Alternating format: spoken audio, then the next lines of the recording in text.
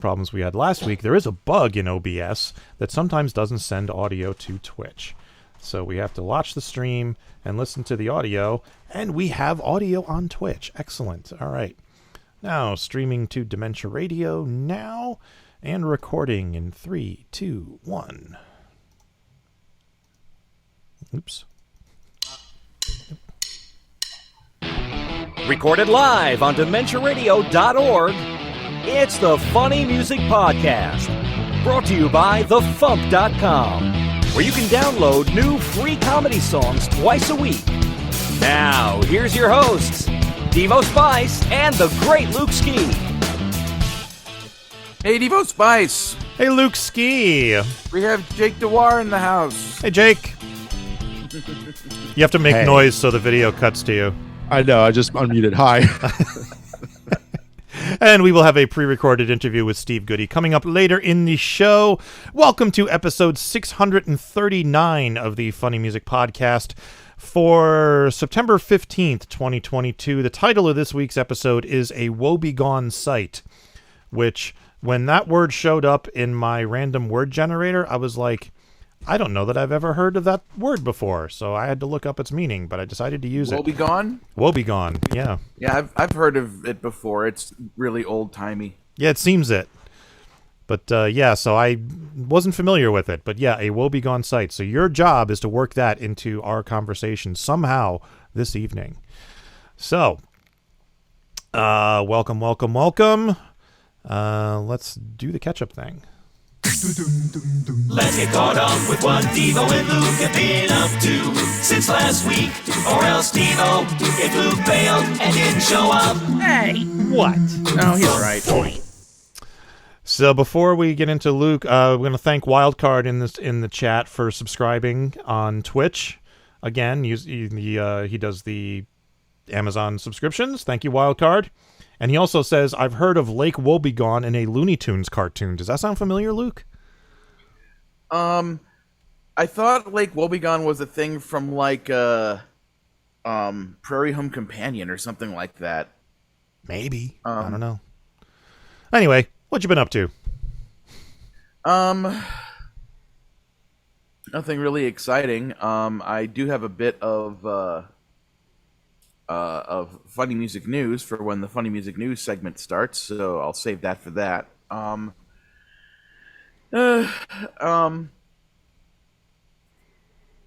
I went to see the movie Clerks 3 on Tuesday night, and it's a funny film. Kevin Smith made some interesting choices in it, but I don't want to spoil anything for anyone, so I'll just leave it at that. If you're a fan of his work from, way back in the day, I'm sure you'll thoroughly love it. So yeah. Aside from that, really not much else to report other than, as you said, new episode of Escape from Vault Disney dropped, in which we reviewed Star Wars Episode 3, Revenge of the Sith, which is the first time the randomizer has picked a Star Wars piece of content. So it was a fun conversation. It was, and actually, I really enjoyed listening to Kyle, because he had never seen the movie before, which I thought was interesting. Yeah. And my computer all of a sudden got really slow. What's happening? You know what? Maybe it's the 85 Chrome tabs I have open. Let me close some of these. This is stupid. Wow. I'm getting like 2 frames per second on my computer. I don't know what it looks like in the stream, but this is bad. This has never happened before. So while we're waiting for my computer to catch up, Jake, what have you been up to? Welcome to the show. Thank you. Thanks for having me. I'm in good. I'm in, I guess, in a transition little period creatively. I've mostly been producing for other people. I produce music for other comedic artists. Ethan Moyer is one of them. I actually just was working on something of his last night. Oh, cool.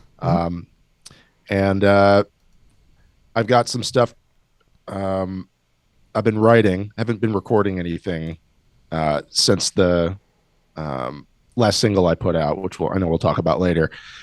But yeah, trying to not be as reclusive as I've probably been the last few months.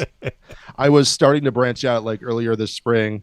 Like, oh, maybe I'll go out and see, dine indoors and hang out in person more. And then my wife and I got COVID and I decided to be more careful. Oh, dope. So, yeah. But this weekend, we're both getting the new booster. And I'm hoping that'll make me feel a little safer, a little more comfortable. Because I'm already starting to go out to places like do videography gigs again in person, which I stopped doing for the last 2 years. Yeah,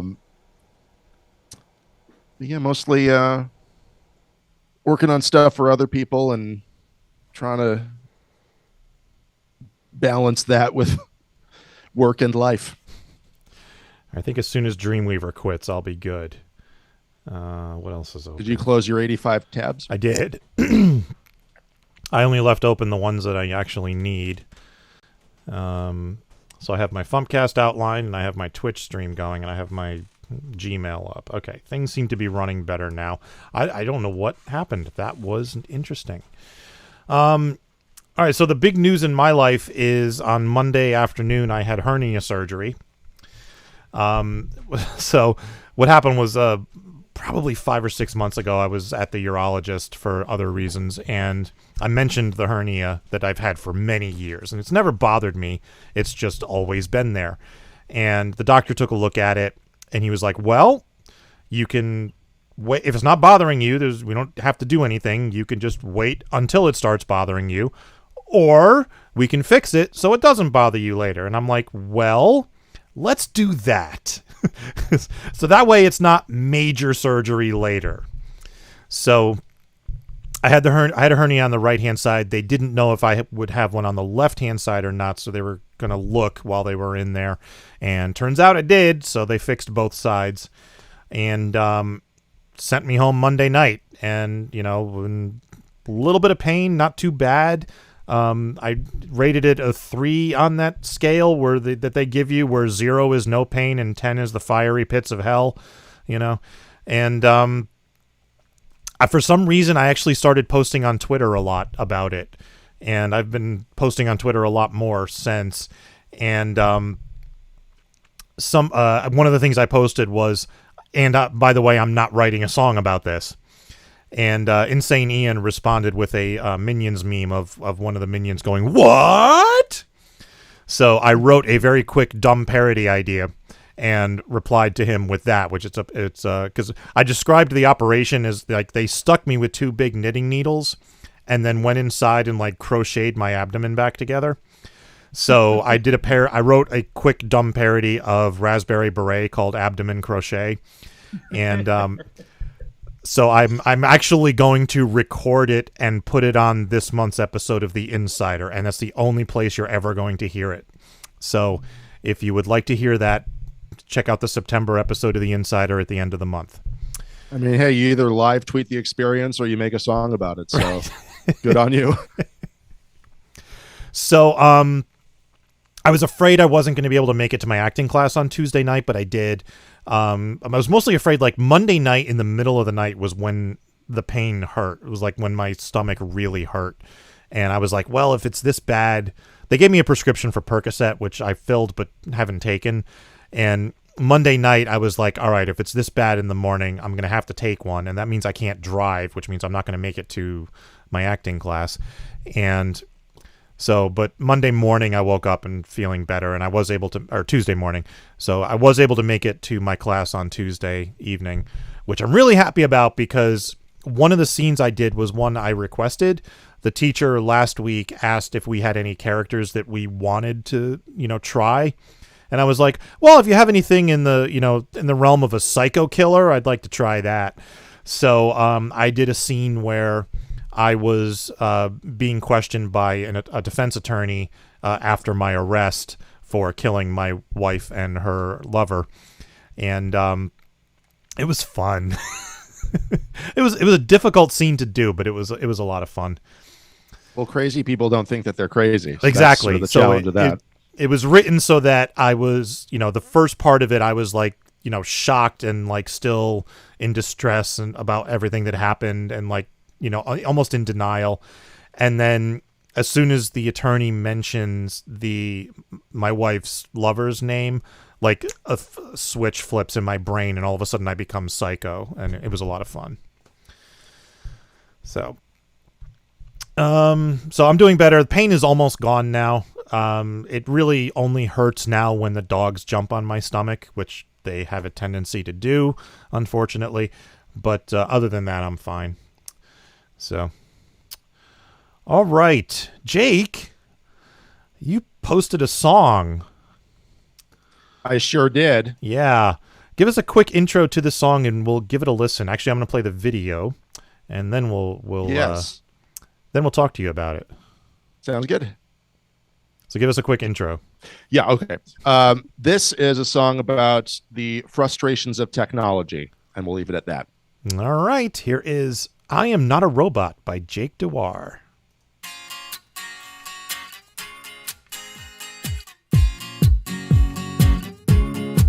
I'm not a robot.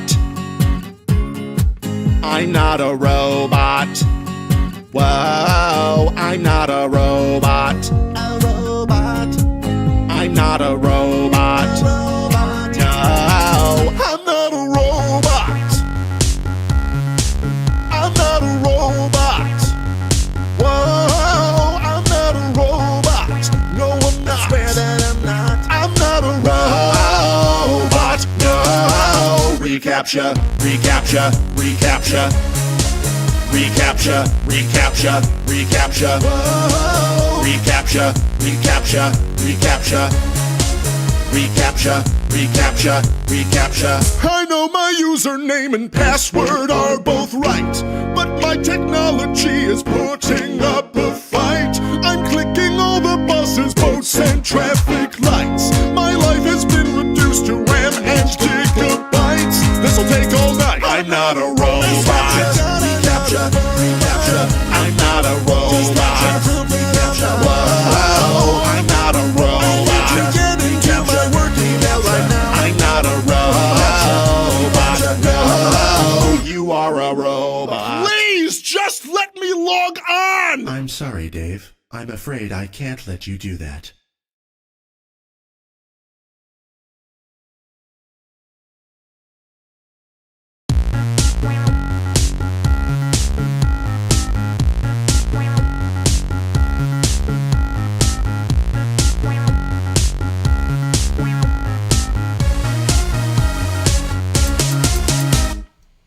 All right, I didn't realize there was all that extra stuff at the end. Sorry. Yeah, it's like 30 seconds of text.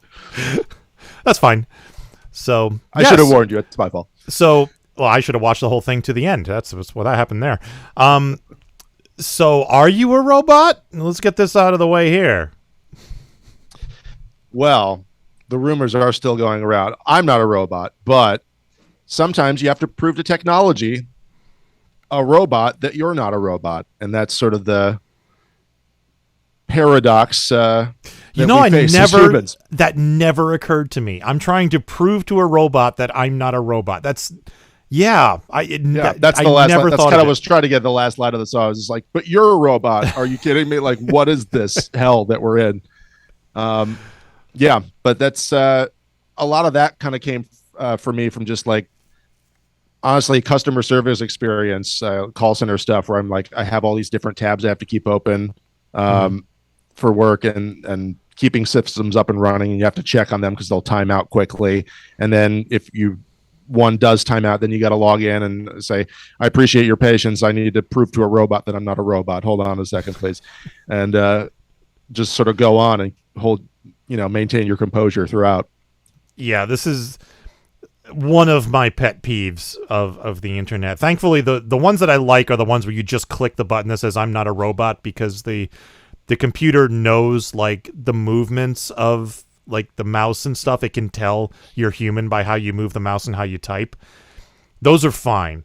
But those ones where it's like, click all the squares that have a traffic light in them. And I'm like, all the canoes. Like, this square has like one little corner of the traffic light. Does that and count? how do you, a computer, know what this is? And are you learning? And are you continuing to evolve? And well, that's are we what I've just heard. feeding the machine. A lot of those captchas are like Google and those companies training the AI as to what the word actually says, so that they can better, read and do their OCR software. Which I've is been going clever. down some YouTube rabbit holes of just like AI, like sentient AI having conversations and various other things, and like AI art. I don't know if you've seen. I've heard of the AI art. I've seen some of it is nightmare fuel what it generates. Yes. But like it is progressively getting better, and it's interesting. Yeah. Wildcard says you are training the AI so they can better take over the world. That's exactly what's happening. So I'm giving it about 10 years, and then the robots are just going to own everything, and we're done. It's over for humanity. So one of the more recent one of those I've come across was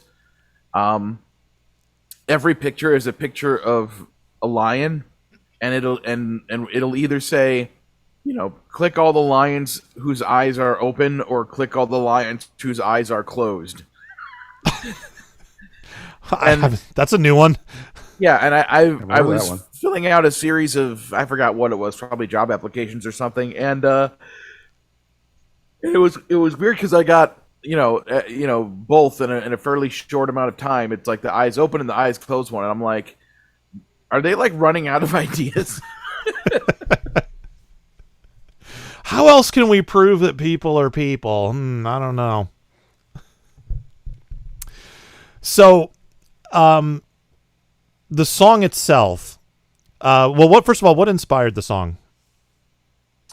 Well, every song I write, the first thing that comes to me is just a hook, something that's catchy, that's repeatable, that's memorable, and then I build the song around that. It usually becomes the thesis statement for the song. This song probably could have gone in several directions, but for me, it was just more the frustration with technology and just trying to log in. But I kind of wanted to explore just having fun with the idea of just an auto-tuned voice and the effect that we hear overused, and just playing around with that. Like, even if the song itself was just "I'm not a robot" for 2 minutes, that could have been fine. But I'm like, no, let's take this in a different direction, and just make it more about the frustrations of technology. But I wanted to sort of have some hints there and thereof of maybe fear of technology too. Yeah. This is a very loose way of talking more deeply about a really dumb comedy song, but I wanted to touch on those ideas in some fashion in that minute and a half that I put it together. And it's a minute and a half that I spent quite a lot of time recording. I record and produce and mix all my own music, and recording that took pretty much a full day. It was like an 8 or 9 hour process, just the recording Nice. part of it. And part of the reason for that is I was playing a lot of it by hand. The drums are programmed, but everything else, all the keys, like I'm playing that by hand and trying to get it right. And I'm also not a great keyboard player. I'm a guitar player primarily. There is some guitar on this track. Bless you. But it was, very textural. Guitar kind of becomes buried in dense mixes like this. I think this was like 34 tracks total. Yeah. Some of those are folder tracks that group tracks together, and one's like for just the reverb and stuff like that. But yeah, it's a fair amount of instrumentation for the short piece that it is. Yeah, we comedy musicians put a ridiculous amount of effort into the dumbest songs, don't we? Yeah, that's why I charge by the hour when I produce. That's the way to do it. Yep. Well, there's a lot of detail that goes into it. It's not just, I wish it was as simple as just setting the levels when you're mixing and you're done. But no, you have to, adjust frequencies of individual tracks and the whole mix and compression and just evening out the levels. And then there's automation, which is manually adjusting, because with vocals, sometimes specific syllables are just really quiet and you have to bring them up. So it's a lot of tiny, meticulous little detailed things you do to kind of put the pieces together for this puzzle. Yep. So that's why I also like to make sure that I really like the songs that I record, because I hear them more than anyone else will, because I have sections on a loop, and trying to get everything to sound as clear as I can. And then you get sick of them after a while, and then you don't listen to it for a month, and then you come back to it, and you're like, oh yeah, that was a good song. Yeah, they're like family members. Right. You remember, like, oh yeah, we haven't talked in a while. So is this that weird section of the bridge that I can't remember? It's good to see you again. Right? Is this a typical of your sound for music? I don't think I have a typical sound. Okay. I would say EDM tracks like this is not the norm for me. It's not what I normally listen to, so that's probably why it took me a little longer to put together than some other tracks. Sometimes, I don't know, when I'm recording for clients, I can get it done in like 3 or 4 hours, and some of my songs, I can get it done in a few hours. But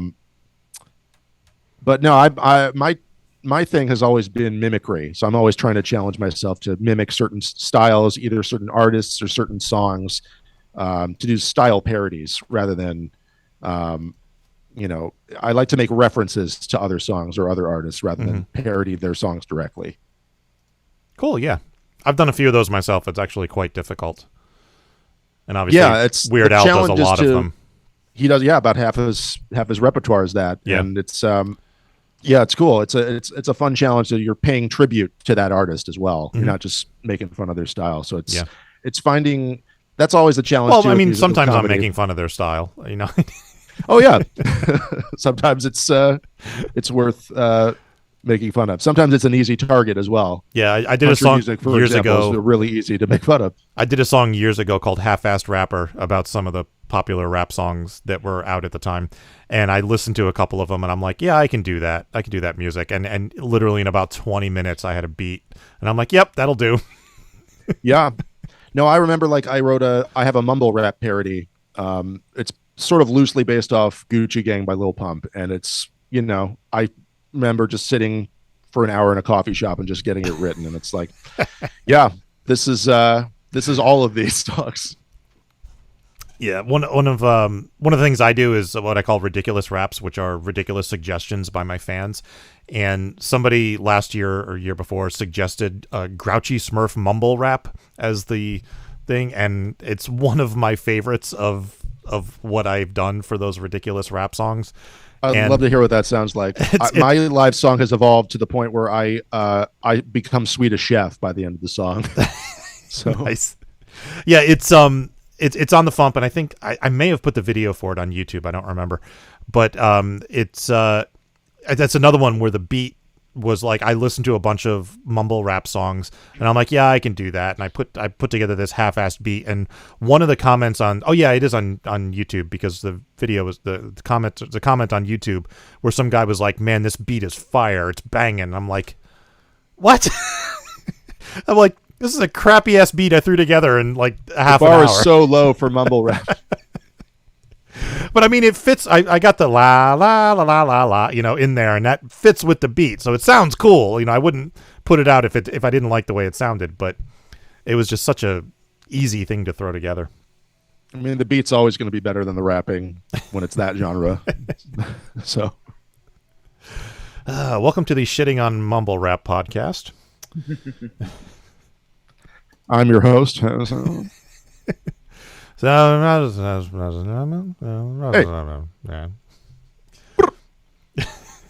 Yeah. Album.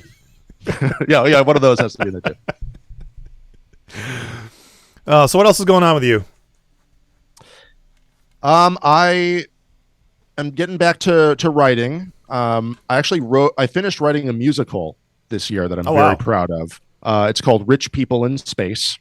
It's a musical comedy with a dark twist, set in the not too distant future. And I really want to get it up and running somewhere. I know theaters are starting to open again and put on full on productions. I actually entered this musical into a contest where I could potentially win like $60,000 to like fund the musical, which would be amazing. Because I'd love to have it with some semblance of full orchestration. But obviously it's also just a matter of, everyone in the production, cast, crew, orchestra, getting paid sufficiently. So yeah, hopefully something will happen with that soon. I actually collaborated with Robbie Ellis when I was been on here before, Okay, and yeah. he helped me transcribe the score.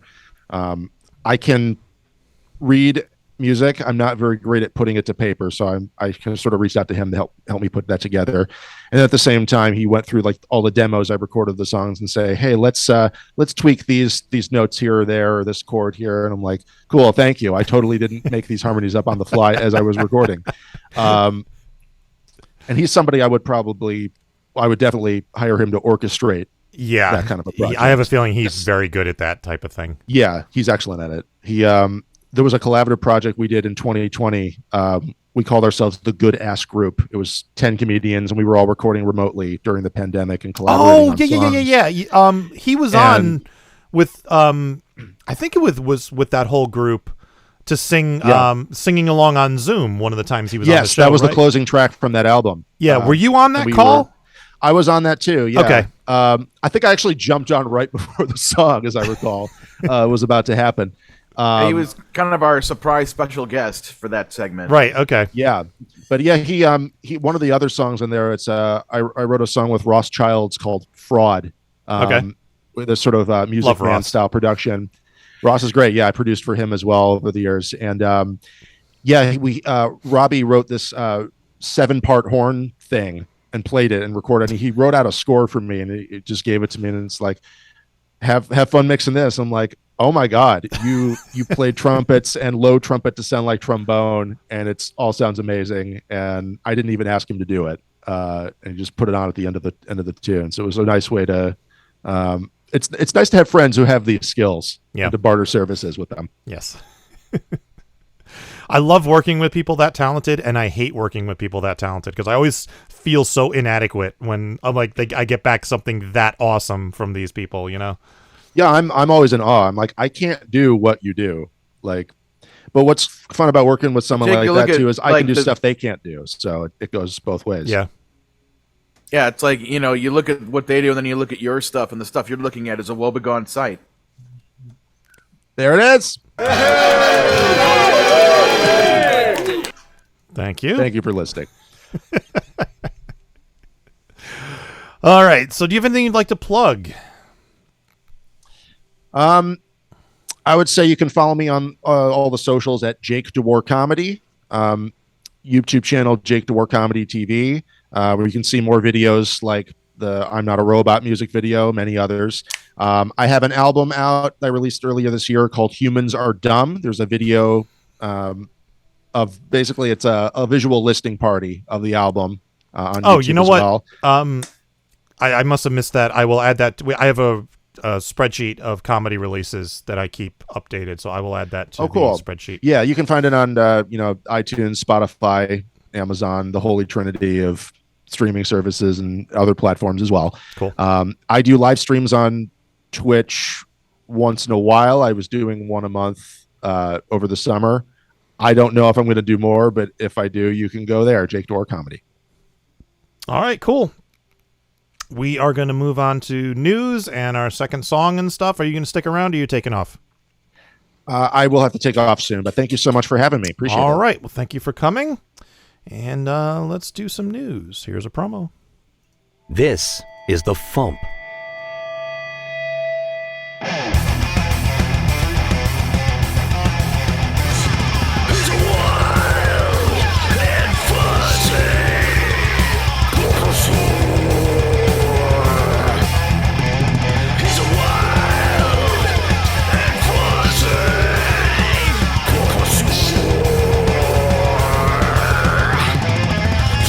I chug a quart of coffee, then I go kick some ass, and every morning when I wake up, I start my day by making myself a spark plug omelet. Spark plug omelet. That's the Funny Music Project at thefump.com. CHEFUMP.com. Go tampon, flex your plankton, lick Bo Burnham, Costco Phantom. Pants with pants on, sexual Reagan, panko, man bun, let's go Brandon. Time for funny music news. Something. In the news, the U.S. premiere of Weird, the Al Yankovic story, will take place on October 6th in Santa Monica, California, as part of Beyond Fest. It's a double feature with the only remaining 35mm print of UHF, and tickets are already sold out. So if you didn't get tickets, you're too late. I know that Tony Goldmark got a ticket. He did? Ooh. Yeah. Early reviews of the movie are fantastic, from what I've heard. It's sitting at like 95% on Rotten Tomatoes or something like that. Yeah. And Marc Gunn's Kickstarter final tally, $8,948 of his $5,000 goal. The Kickstarter has ended, so congratulations, Marc. And that's all I got for news. So what do you got? I want to pull up something so that I have correct information in front of my face. Excuse me. There we go. All right.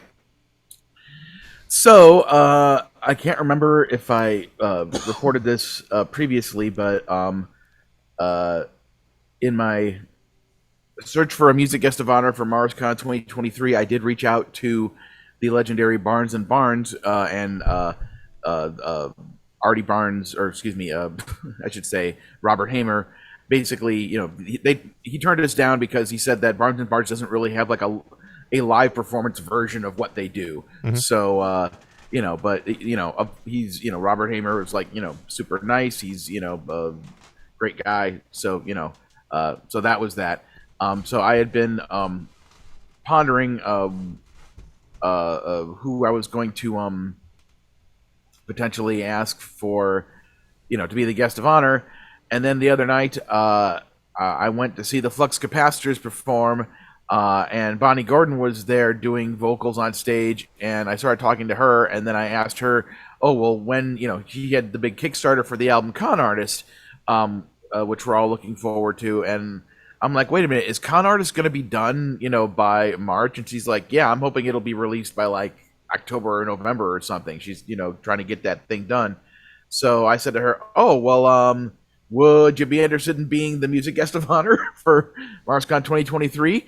And she said yes. So after she checked with her stuff and got back to me, it's a go. So MarsCon 2023's music guest of honor will be Bonnie Gordon, returning to MarsCon because she hasn't been there in a few years. And the Concom's very happy about it. I'm very happy about it. So, and you know, so she'll get the full 1 hour concert. Well, she'll be doing, I'm sure, songs from Con Artist and also probably some Library Bards tracks as well. So, so there we go. I need to add the announcement to the website and social media for the comedy music track, which I'll be doing during the Steve Goodie interview. So there we go, ladies and gentlemen. MarsCon 2023 music guest of honor, Bonnie Gordon. Yay! All right, Bonnie. That'll be awesome. You just do one jazz hand, I guess. One jazz hand, yes. All right. Tour dates. On Sundays in Nashville, Tennessee, Steve Goodie hosting at the Bluebird. On Thursdays online, Phil Johnson and Roadside Attraction. Also on Thursdays online, Steve Goodie and Brad Tassel at virtualcomedyshow.com. On the 16th in Muncie, Indiana, Mikey Mason. On the 17th through the 25th, at the Gothic Cruise with the Gothsicles. On the 18th on YouTube, Escape from the Secret Lab featuring the Consortium of Genius. On the 18th in Washington Crossing, Pennsylvania, Larry Trytel. On the 23rd in Alt Space VR, Phil Johnson and Roadside Attraction. And on the 25th in New Hope, Pennsylvania, Larry Trytel.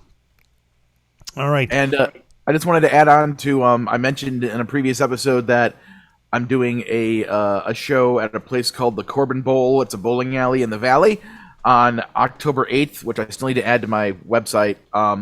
And TV's Colin Lanzilla will also be performing there. And also just added, I'm going to be performing at Nerd Comedy Night at a stand-up place on October 20th, somewhere in Hollywood. That I know the guy running the event because he's done stuff that I performed at before, and he didn't tell me the name of the place. He just said that it's in Hollywood. So somewhere in Hollywood. Go to look for the big sign. You'll find it. You can't miss it. Yes, and also TV's Colin Zill will also be performing at that show as well. So there's another show with me and TV's Colin Zilla happening on October 20th in Hollywood, Nerd Comedy Night. When I have more details, I will put them up and report them here. So there you go. Excellent.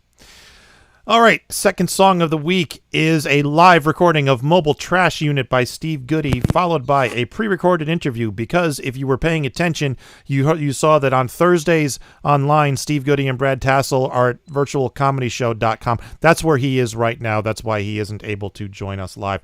So here is Steve Goodie with Mobile Trash Unit live. Her apartment is pristine. Every room is clean, clean, clean. Everything in its place. Perfect use of perfect space. She's organized and functional, fastidious and punctual. So it's incredible, though she's obsessed with cleanliness. What a nightmare of disgusting crap her purple Prius is. It's her mobile trash unit. It's a dump on wheels. It's an oil spill in a landfill. It's roadkill on an anthill. It's her mobile trash unit. Coffee cups, Slurpee cups, Dr. Pepper, 7-Up, mascara, lipstick, eyeliner, cover-up, glitter, glitter, glitter, glitter, glitter, glitter, glitter, glitter, glitter! Sports bra, tennis shoes, yoga pants, cowboy boots, phone charger, ice scraper, community college, psych paper, hairbrush, sunscreen, 17 magazine, candy wrappers, gum wrappers, Triscuits and Ritz crackers, a gallon of hand sanitizer. Her favorite coconut, avocado, watermelon, tangerine, mango moisturizer. Bubble gum lip gloss.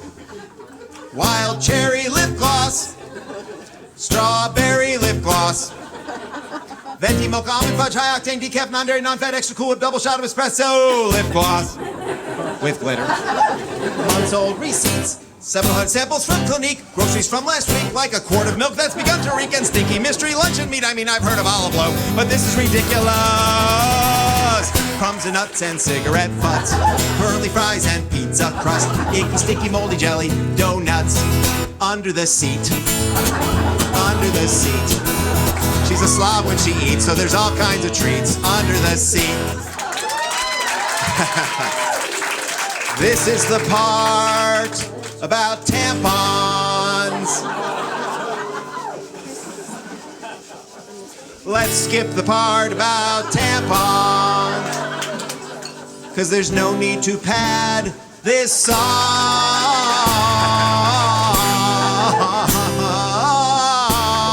Smelly car, what has she been eating in you? Thank you, Phoebe. It's her mobile trash unit. It's a dump on wheels. It's an oil spill in a landfill. It's roadkill on an anthill. A bunch of hazmat in some oatmeal, guacamole and banana peels. Can't see through the damn windshield because it's her mobile trash unit. And her boyfriend's apartment is much, much worse. Thank you. And that recording, we're recording this tonight. You guys responded so well. That's going to be on the next CD, so watch out. I'm here with Steve Goodie. Hi, Steve. Hi, Tom. How are you doing? I'm fine. How are you? Good. So tell us about the song you posted. Well, it's just like a song I posted a couple months ago. I noticed that. Performed live with actual live responses and people hooting quite a lot. There's some hootage. Yeah, you got a great reaction out of this crowd. Where was this recorded? This was recorded at the Bluebird Cafe. Oh, okay. As you might expect, because it's one of the very few places I play these days. Right. Did you perform with a mask? Not that night, no. Okay. No, I did that in January and February when Omicron was, I don't remember what the difference was. Something was different. It was more deadly then. I don't know what the deal was. More deadly, more contagious, more deadly. Yeah, it's like every month. It's more deadly, more contagious. Well, now it's more contagious, but less deadly. Yes. That is what I've come to gather. So I've stopped worrying quite as much. Not none, but less. And the COVID I got on an airplane or at an airport, not at the Bluebird. Oh, okay. So why this particular song? I think I was just enjoying it the most of the ones on the new album that I do play live. This one is the most fun to play. And it took the most to conquer it, to get where I could actually sing it, like I do. Bam, yes, bam. I remember. Because you performed that on the FuMPCast here. That's right, and didn't quite get it. If I remember, got really close, but didn't manage it. Now it's in the category of in my pocket. I can just do it whenever I want. I don't have to rehearse. It just pops right out. There may be a mistake or two, but they're interesting and unexpected, and that's fun. As opposed to, wow, he really doesn't know this song, does he? So you could have just posted the version of the song we put on the FuMPCast. Could have done that, and then we could have been on the FuMPCast talking about the song you performed on the FuMPCast. Maybe next month. It would have been FuMPception, you see. Did I tell you I fell asleep during Inception? That's Isn't that weird? It's neat. I've never seen that movie, actually. Oh, well, but you know what I'm talking about. I do know what you're talking about, yes. Good. One of us does. So yeah, we've already talked about the song, kind of. It's just a live version of it. I mean, what else is there to say? There are a couple songs on the album that I have not yet posted on the FuMP, and I'll get to them. But I felt like getting this one out now. I don't know why. I just felt like it, so I did. Well, that's fine. There's nothing wrong with that. Live versions are fun. Yeah. What's frustrating is some people say, "Oh yeah, the live version's way better. That's very good." And I worked really hard on this, jerk. But there is something about a live audience that you just can't emulate. Yeah, sometimes there's, an energy especially when the crowd is really into it and really laughing. Like, some of Alan Sherman's material, like, I don't know that it would work without the audience reaction. And even like Tom Lehrer's song, because he's done live versions with an audience, and then the studio versions is just the piano and him, and I much prefer the live versions. Yeah, even if the audience is somewhat subdued, as they are in some of his recordings, you can still feel I'm guessing he can see them smiling. They're just trying to be polite, but there's a twinkle to the way he plays it when there's people there that isn't there otherwise. Indeed. So do you record a lot of your live shows? Most of what I do at the Bluebird is just one or two songs. So I don't know if I call it a live show. It's a show, but I'm only a little part of it. I do record them usually for my own benefit, but I don't necessarily record them like at the board and with a remote mic as well. That was one of the nights I did. Oh, okay. Yeah, I've tried to getting into the habit of recording all of my shows again, just with a video camera in the back of the room. I'm not going off the board for every show. Yeah, it's very, very helpful to see what you're actually doing as opposed to what you think you're doing. Yeah, I used to do it all the time. I have like every concert I've done from like I think 2000 through like 2012 or 13, and then I stopped for some reason. And you realize I have a lot of these, right? And they're all on like VHS-C tapes that I can't play. I've got a huge crate of VHS, real VHS ones from 1997 and such. When I was the only one in my neighborhood that had a video camera. So not only would I at the comedy club would I record my own set, I'd ask, "You want me to?" I would do it for free for anybody who wanted it, and I wound up with a ton of tapes, none of which I felt should ever be erased. And now I feel they should all be erased and burned and jumped up and down upon. Yeah. And then a couple of years ago, I realized I needed like recent footage of me performing, and I didn't have any. So I was like, I should probably start recording my set again. So I've started recording all my shows, and now that it's all digital and it's all on my computer right here. So yeah, there's very little tape involved now. Yeah. None really. I mean, there could be. I could get one of those big giant over the shoulder, camcorders that they sold in the 80s. My father had one of those. I just bought online a mini DV camcorder just for the purpose of transferring old tapes that I've got, because I've had a bunch of these. I had one of the X2, whatever it was, that in the 90s and late and early 2000s was the SD camera to have. It was just so awesome. And then HD came in and everybody just threw them away. And so I've got all these tapes I can't play because I don't have, like, the 3 or 4 units I used to have, one after the other, have all died. But I spent another $100, got another one, and I'm going to, they call it digitizing, but honestly, it's already digital. It's already digital, yeah. I'm going to convert to transfer all of these tapes before this thing breaks, and then I won't need it ever again. Then you won't need the tapes anymore. Right. It's an exciting tale with no ending. Cool. All right, so do you have anything you'd like to plug? SteveGoodie.com is a great place to buy my new CD that I had a copy of that's not here. Never mind. Entitled Top 10 Songs Steve has come up with since his last CD, plus 6 more. At SteveGoodie.com for the bargain basement price of $10. That's just nuts. That is just nuts. What am I thinking? All right. Well, thank you for joining us. Thank you very much. And we'll catch you next time. Bye, everybody. Making the internet absolutely ridiculous. Dementia Radio. www.dementiaradio.org. Port 8027. Please hang up and try again. This is the part where there's feedback. Feedback. You know that segment of the show we do about now? Feedback. Feedback.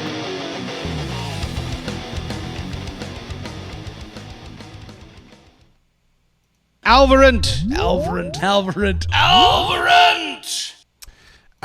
wrote, Devo, at Worldcon, when the Microphone Misfits introduced you, they accidentally called you Demon Spit, but corrected themselves. I was working from that in my comment last week when I called you Demon Spice.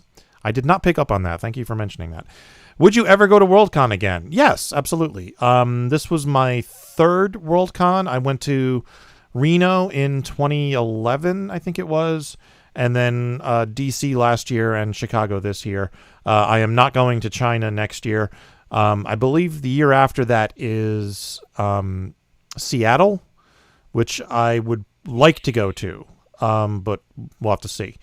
But yeah, I'd absolutely go to Worldcon again. I had a lot of fun.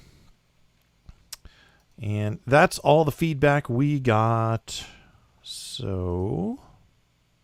Teasing.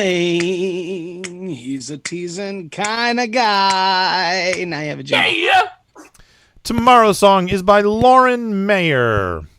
And Tuesday's song is by Dead by 28.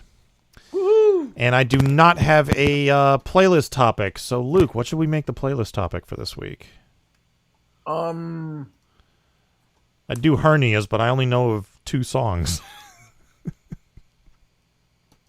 The first thing that came to my head was the state of Minnesota, but there's probably not a lot of specific songs that could go with Minnesota. Well, it would be like half Diupers, I imagine. Well, or is that Wisconsin? Sorry, never mind. They're from Upper Michigan, but Upper Michigan. They tour a lot in Wisconsin, okay. So it's so weird if you think about it, because if you look at the map, it's like Upper Michigan, like one big long land border is up against Wisconsin, and then they're surrounded by lakes, and then there's basically just like a bridge that connects it to Michigan. So realistically, it's more Upper Wisconsin than Upper Michigan, really.